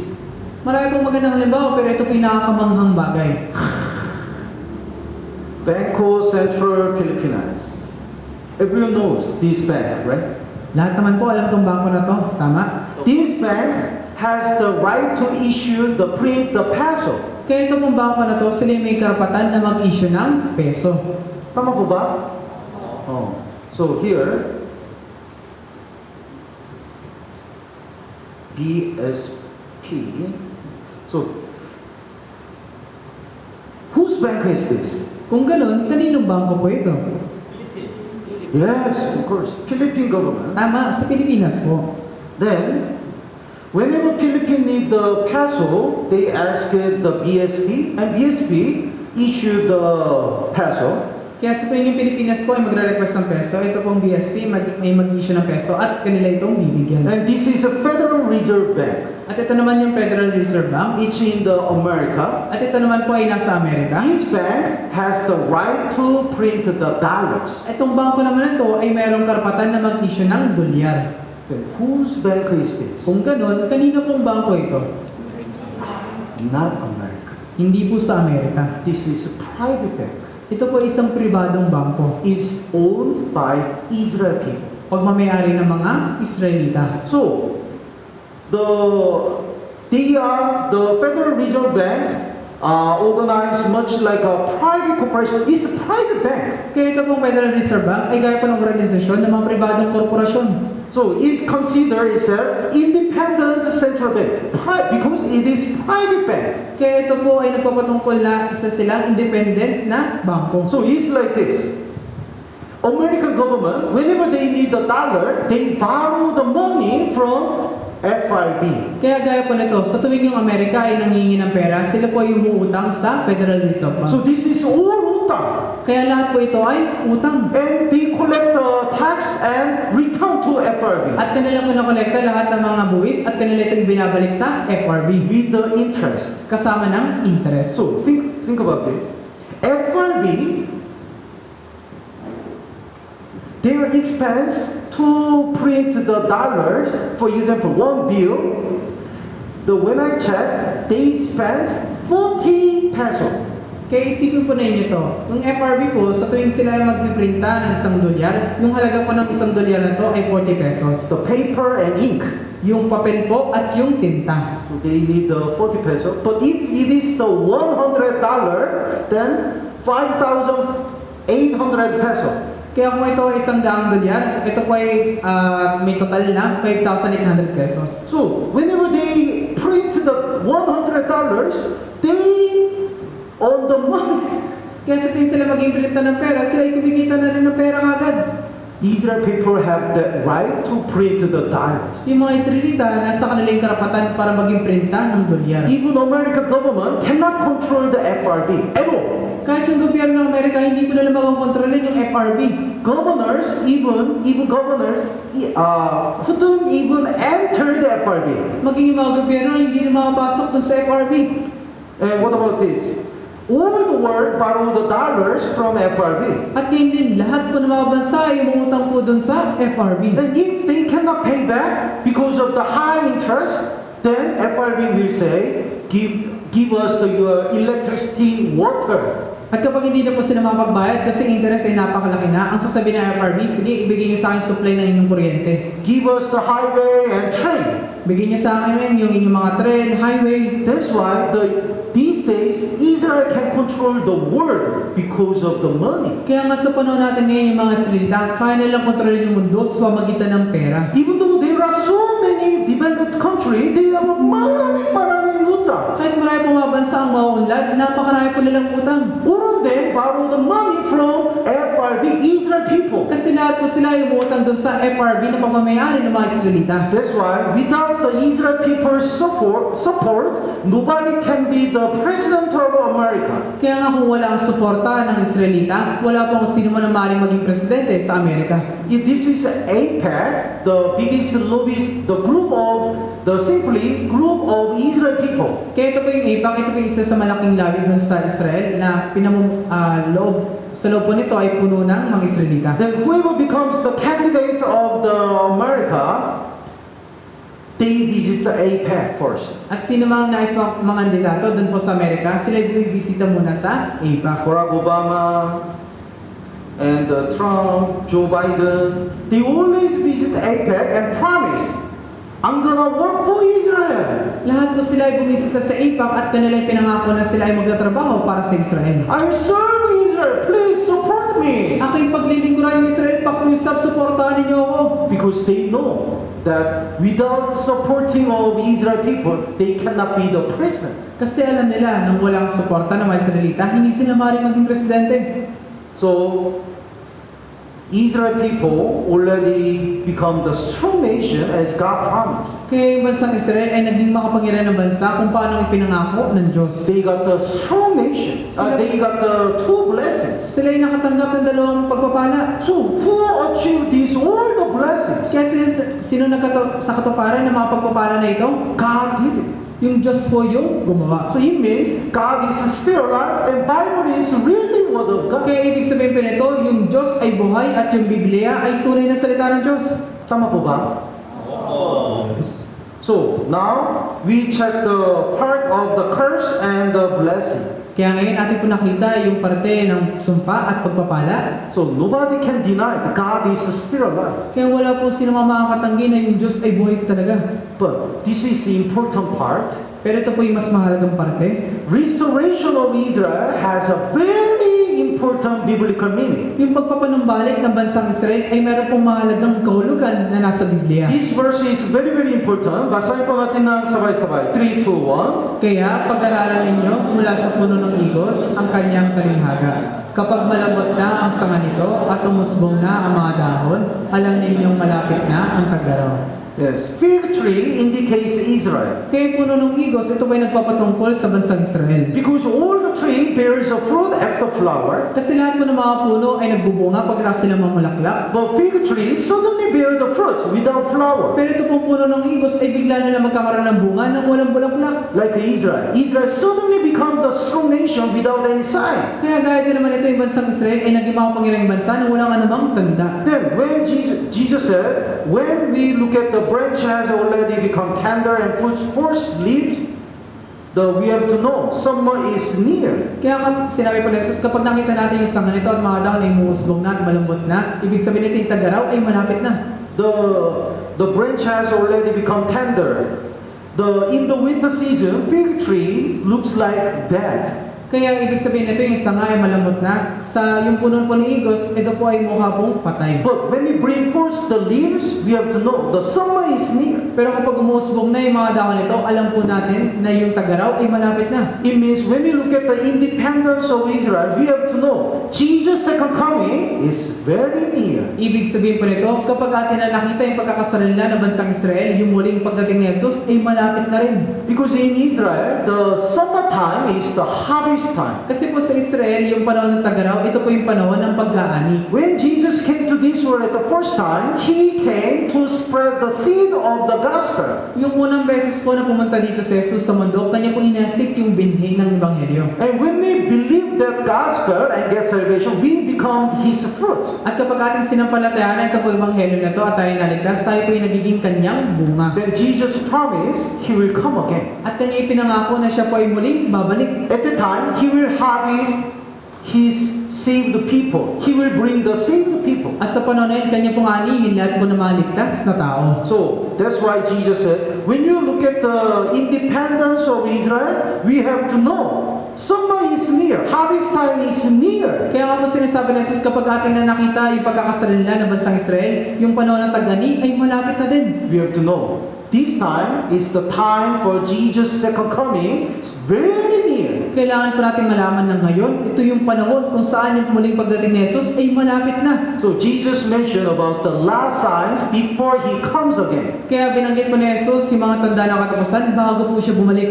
Somebody asked to Jesus, the red part, basahin po natin ng sabay-sabay, 3, 2, 1. Sabihin mo sa amin, kailan mangyayari ang mga bagay na ito at ano ang tanda na yung pagdating at ng katapusan ng panahon. Jesus was there. Kaya si Jesus po ay nariyan. But they asked Him, what will be the sign of your coming? It means your second coming. Kaya kanila tinanong, anong tanda yung muli mong pagdating? Then Jesus mentioned the many last signs. At binanggit po ni Jesus na napakarami pong mga tanda ng katapusan. But among last signs, the biggest sign is the restoration of Israel. Pero mula po sa maraming mga tanda na ito, yung pinakamalaking ebidensya po ay yung pagpapanumbalik ng bansang Israel. Matthew chapter 24 and Luke chapter 21 are talking about all the last signs. Sa Mateo Kapitulo 24 at Lucas Kapitulo 21, ay nagpapatungkol po ito sa mga tanda ng katapusan. The first one is the false Christ. Kaya yung una po dito ay lalabas yung mga bulaang Kristo. Sapagkat marami ang darating sa aking pangalan na nagsasabi, ako ang Kristo at ililigaw nila ang marami. Before, if somebody insists that He's God and Jesus Christ, they were stoned and killed. Dati kapag pinipilit nila o sinasabi nila na sila yung Diyos o si Jesus, sila po ay papatayin. But these days, so many people insist that they are Jesus Christ and they are God. Pero sa panahon natin ngayon, maraming tao ang pumipilit na nagsasabi na sila daw yung Jesus. More amazing thing is, many people follow these false Christ. Yung mas nakamangang bagay pa po dito, maraming tao ang sumusunod naman sa kanila. Why? Bakit po? Because they talk the sweet word and also some of them looks like performing miracles. Kasi nagsasalita sila na gaya ng sinabi ni Jesus at sila gumagawa ng mga milagro. Basahin po natin ng sabay-sabay. 3, 2, 1. At kung may sino mang magsabi sa inyo, masdan ninyo, narito ang Kristo, o nariyan siya, huwag ninyong paniwalaan. Sapagkat lilitaw ang mga bulaang propeta at magpapakita ng mga dakilang tanda at mga kababalaghan, ano pat iniligaw, kung maaari, pati ang mga hinirang. First Christ performed the many miracles. Kaya yung mga bulaang Kristo ay gumagawa ng mga milagro. So for example, one pastor said, is there anyone who is sick? Kaya halimbawa, sinabi ng isang pastor, meron ba sino dyan ang may sakit? Come to the front. Lumapit ka dito sa unahan. Pastor, I cannot work. Pastor, hindi po ako makalakad. I have a cancer. Meron po akong cancer. Come. Halika dito. By the power of God, I'm gonna heal you. Sumagita ka mayroon Diyos, pagkagaling kita. Pastor, I can walk. Pastor, nakakalakad na ako. I can see. Nakakita na ako. You are Jesus Christ. Ikaw nga si Jesus. Yes, I'm Jesus Christ. Oo, ako si Jesus. That's why many people are deceived because of the miracles. Kaya maraming tao nadadaya dahil sa milagro na ito. We should be very careful Kailangan po nating mag-ingat. because the Bible says even Satan can perform the many miracles. Kasi sinasabi ng Biblia, maging si Satanas, kaya niyang gumawa ng maraming milagro. Don't follow the healing and miracles. Huwag ninyong sundan yung mga pagpapagaling at mga himala. One thing we have to believe, we can believe is only Bible. Yung isang bagay lang na ating dapat paniwalaan ay yung Biblia. So during the 7 years tribulation, Antichrist will bring the fire from heaven. Kaya sa loob ng 7 taon na kapigtan, si Antikristo ay magpapadala ng apoy mula sa langit. So if you like the healing and miracles, you will be deceived by Satan very easily. Kaya kung gusto ninyo ng mga pagpapagaling at himala, madali lang kayong madadaya ni Satanas. And more serious last sign is the one religion. At yung mas seryoso pang bagay sa tanda ng katapusan, yung pagkakaroon ng isang reliyon. WCC is the World Council of Churches. Ito pong WCC, ito po ay World Council of Churches. They insist that no matter what we believe, anyway, if we are a good person, we will go to heaven. Kanilang ipinipilit kahit magkakaiba kami, pero mabuting tao naman kami, lahat kami makakapunta ng langit. Even Paul insisted one word religion. Maging yung Papa, kanyang pinipilit yung isang reliyon. They insisted Buddhist and Muslim and Christianity and Catholic, we have to love each other. Kanilang ipinipilit na lahat ng mga reliyon ay dapat magmahalan. Of course, we have to love another. Oo, kailangan natin ibigin yung bawat isa. But Jesus said the way to go to heaven is the only one. Pero sinabi ni Jesus, yung paraan para makapunta ng langit ay iisa lang. Basahin po natin ng sabay-sabay. 3, 2, 1. Sinabi sa kanya ni Jesus, ako ang daan at ang katotohanan at ang buhay. Sino man ay hindi makakarating sa Ama, kundi sa pamamagitan ko. Jesus said, I'm the way. Kaya sinabi ni Jesus, ako ang daan. It means there is no other way to go to heaven. Ibig sabihin, wala na pang ibang daan para makapunta ng langit. Only through Jesus Christ we can get salvation and go to heaven. Tangis pamamagitan ng Jesus, tayo magkakaroon ng kaligtasan at makakapunta ng langit. I'm the truth. Ako ang katotohanan. It means other things are fake. Ibig sabihin, yung ibang bagay ay peke na. I'm the life. Ako ang buhay. It means only Jesus can give us the eternal life. Ibig sabihin, si Jesus lang makakapagbigay sa atin ng walang hanggang buhay. So, the way to go to heaven, way to get salvation is only one, Jesus Christ. There is no other way. Kaya yung paraan lang para makapunta ng langit ay isa lang, si Jesus lang at wala nang ibang daan. If you complete this Bible seminar, you will see what is the true way to get salvation. Kaya kung yung matatapos itong Bible seminar na ito, yung malalaman yung tunay na daan para maligtas. And in many other view, there are many last signs. At sa ibang parte ay napakarami rin pong iba pang tanda. The Luke chapter 21 verse 11, basahin po natin ng sabay-sabay. 3, 2, 1. Magkakaroon ng malalakas na lindol at sa iba't ibang dako ay magkakaroon ng taggutom at mga salot.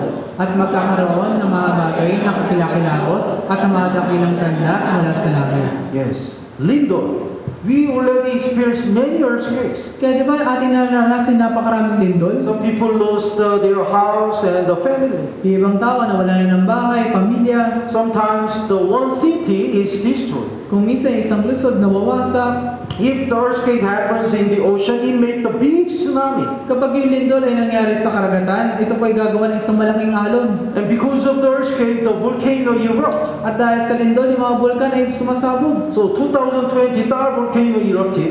Kaya di ba noong 2020 yung Taal Volcano ay sumabog? Then somebody says, Pastor, even before we had the earthquake, At may nagsabi sa Pastor, dati pa may mga lindol na eh. it's nothing special. Hindi na yung espesyal na bagay. Why the earthquake is the one of the last sign? Bakit ba yung lindol ay isa sa tanda na makatapusan ng panahon? Yes, we had the earthquake, Oo, meron tayong lindol, but we didn't have many. pero hindi po ganun karami. And these days, it's dramatically increased. Pero sa panahon natin ngayon, bigla na lang itong dumami. What happened in the 20th century? Ano nangyari dun sa 20th century? In 1948, Israel was independent. Noong 1948, nagkaroon ng pagkakasarinlan yung bansang Israel. Jesus said, at the same time with the restoration of Israel, all the last signs will happen. Sinabi ni Jesus, kasabay ng papanumbalik ng bansang Israel, lahat ng mga tanda ng katapusan ay mangyayari din. So this day earthquake is the earthquake as a last sign. Kaya sa panahon natin ngayon, yung mga lindol, ito yung lindol kung saan para sa katapusan ng panahon. It's getting stronger and stronger. At ito rin yung palakas ng palakas. And number of tsunami increase. At hindi yung bilang ng mga malalakas sa alon ay tumami din. What happened that time? Ano nangyari sa panahon na yan? 1948, Israel was independent. Noong 1948, nagkaroon ng pagkakasarinlan yung bansang Israel. And Takutum, these days is a serious problem. Kaya sa panahon natin ngayon, ito ay seryoso na problema. Every 7 seconds, one person died because of hunger. Kada 7 segundo, mayroon isang taong namamatay dahil sa gutom. When I went to Africa for mission trip, I felt great compassion. Noong ako po ay nasa Africa para sa isang mission trip, ako talaga ay nagkaroon ng malaking kahabagan para sa kanila. They don't have not only food but also water. Hindi lang pagkain yung wala sila, maging tubig, wala din sila. So some people drank the pee of animal Kaya ibang tao, iniinom na nila yung ihi ng hayop. because they are so thirsty. Kasi sila yung wahaw na wahaw na. These days is really serious problem. Kaya sa panahon natin ngayon, ito talaga ay seryoso na problema. And another last sign is salot. At isa pang tanda na katapusan ay yung salot. In English, pestilence. Sa English po, ito po ay pestilence. Pestilence doesn't mean like a slight sickness, like getting cold and it's like a pandemic. Ito pong salot na to ay hindi gaya ng simpleng sakit na pagkakaroon ng lagnat, kundi ito ay gaya ng isang A pandemya. few years ago, we never imagined the pandemic situation. Nito mga nakalipas na taon, di ba hindi natin inaasahan yung pandemya? But these days, we already experienced Pero sa panahon, COVID-19. pero sa panahon natin ngayon, di ba, ating naranasan yung COVID-19. Actually, more serious virus is Ebola virus. Sa katunayan, mas seryoso pang virus, ito pong Ebola virus. Once people are infected, more than 90% die. Sa loob ng isang tao ay nahawa nito, 90% yung kasalunan na siya ay mamamatay. The symptom is all the blood comes out. Yung simptomas nito, lahat ng mga dugo ay lalabas, The last symptom is vomiting the blood. at yung huling simptomas ay susuka na siya ng dugo. This is Ebola virus. Ito po yung Ebola virus. This is COVID-19.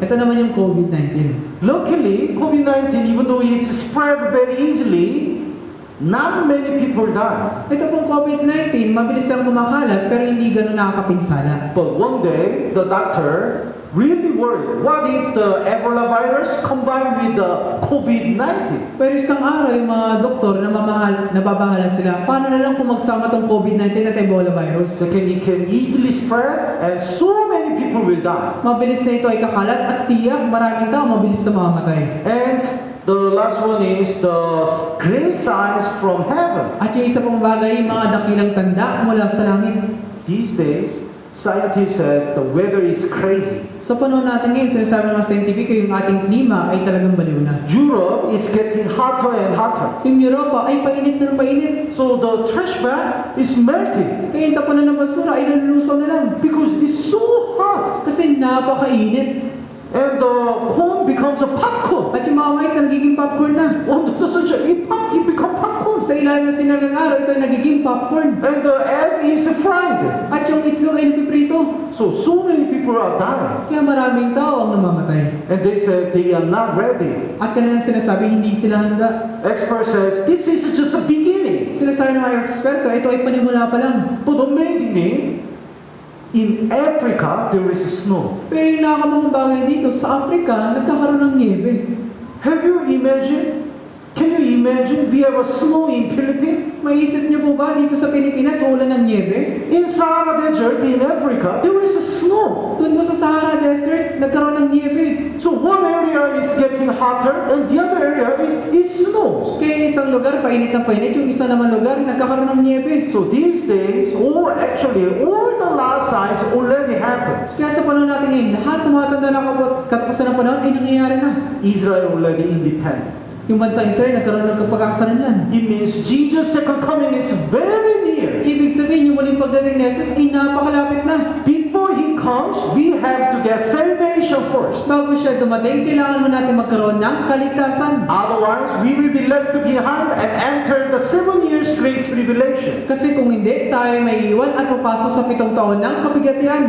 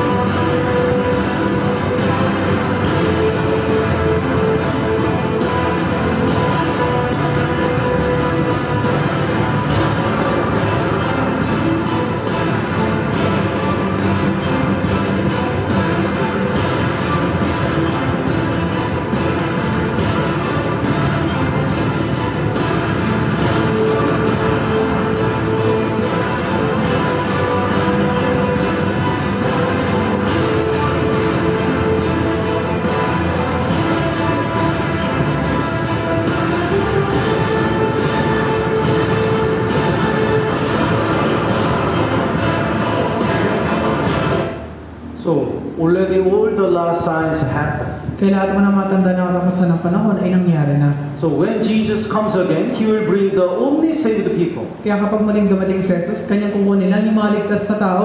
It's called the rapture. Ang tawag po dito ay rapture. So the Lord Himself will descend from heaven. Sapagkat ang Panginoon mismo ang bababa mula sa langit. Then the last part, He will caught up together with them in the clouds to meet the Lord in the air. Pagkatapos tayong nabubuhay na natitira ay agawin kasama nila sa mga ulap upang salubungin ang Panginoon sa papawirin. So we will go to heaven together. Kaya tayong lahat ay sama-sama pumunta ng langit. So when Jesus comes in the air, only saved people will be lifted up. Kaya kapag muling dumating si Jesus, tanging maligtas na tao lang yung kukunin. The Bible says our body will transfer to the spiritual body. Sa sabi ng Biblia na yung ating katawan ay magbabago man yung sa spiritual na katawan. But if you are not saved, you will be left behind. Pero kung hindi ka ligtas, ikaw ay may iwan. So, basahin po natin ng sabay-sabay. 3, 2, 1. Kaya may dalawang taong pupunta sa bukid, ang isa ay kukunin at ang isa ay iiwan. May dalawang babaeng magtatrabaho sa isang gilingan, ang isa ay kukunin at ang isa ay iiwan. Yes. Husband and wife sleep together. Kaya magkasama babae at lalaki ay natutulog magkasama. But when Jesus comes, He will bring the exactly only saved people. Pero kapag muling dumating si Jesus, eksakto lang na yung ligtas sa tao yung kanyang kukunin. 2 women work in the kitchen, Dalawang babae nagtatrabaho sa kusina, and only saved person will be raptured. at tanging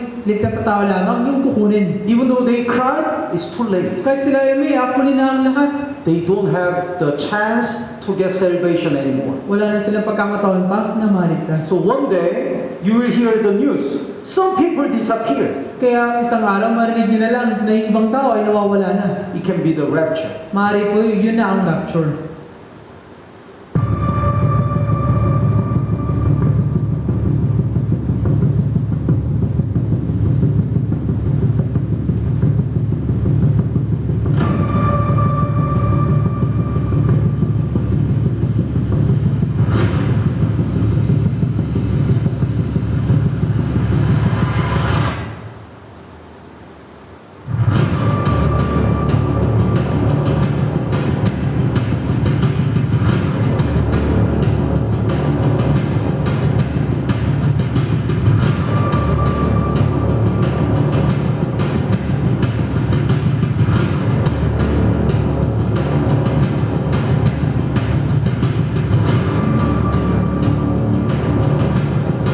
Jesus Christ is coming back for His church.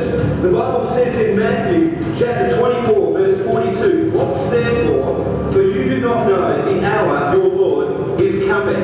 I want you to know, church, that Jesus Christ could come this month, or He might come next week, or He could even come. They attend the church, Sila yung mga ng church, but they were not saved. pero hindi po sila ligtas. That's why they left behind. Kaya sila po ay naiwan. Even though they cried, it's too late. Kahit umiyak sila, huli na po ang lahat.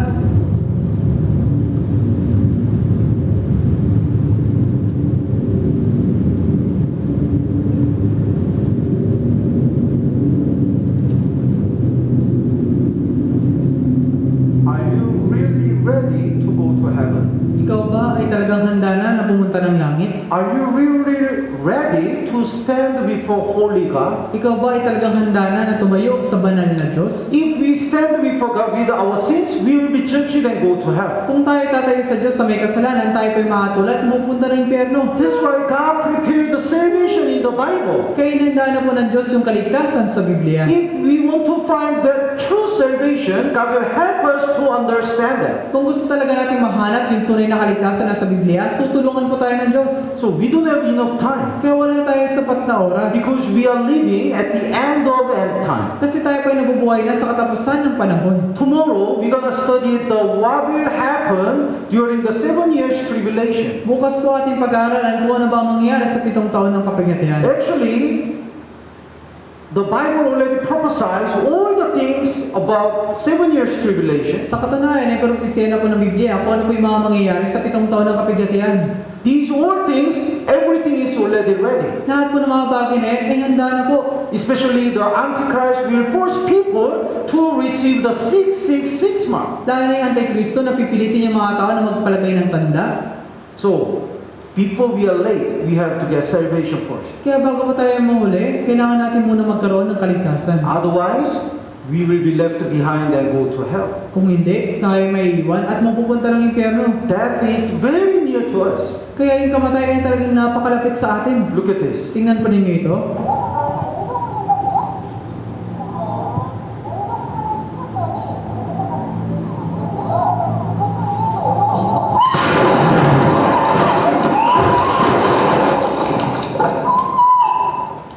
So they drive the right line. Kaya sila po ay nagmamaneho sa tamang daanan. But the other car jumped and crushed it. Pero yung isang kotse ay bigla na lang tumalon at sumalpok. So nobody knows when to die, how to die. Kaya wala po kasi nakakalam kung kailan at paano tayo mamamatay. So today, we checked these three parts. Kaya ngayong araw ating pong nasuri ito pong tatlong parte na ito. And tomorrow is very important day. At bukas po ay yung mas mahalaga pa pong araw. We will check the 7 years tribulation, how much is ready, and we will study our spiritual condition. Atin pong makikita bukas kung gaano po ba kahanda na yung 7 taon na kapigadan at yung ating spiritual na kalagayan sa harapan ng Diyos. So we have 2 sessions left. Kaya 2 session na lang po yung natitira. Please continue to come and listen. Kaya pa kayo po patuloy kayong dumalo at makinig. So makita-kita po tayo bukas. Let's pray together. Tayo po lahat ay manalangin.